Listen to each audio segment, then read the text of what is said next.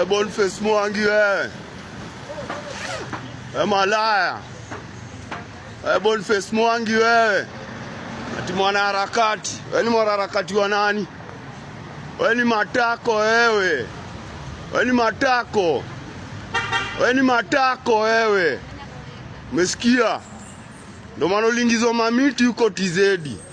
Takuingiza mavisu kwa hiyo matako. Umesikia Boniface Mwangi? Unajua Cecile? Unajua Cecile wewe? Unajua Cecile? Cecile amededi wewe unasherekea. Unaenda kwa media kuongea ujinga wewe.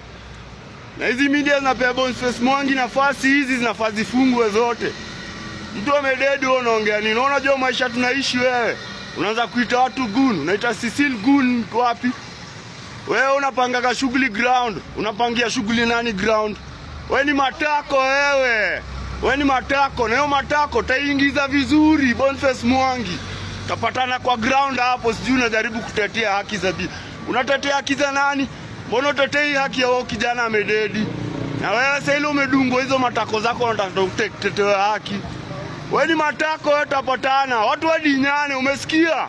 Tupatane Ghasia, niko nje. Wewe pia kuwa nje. Acha tuzike sisi, tutapatana wewe.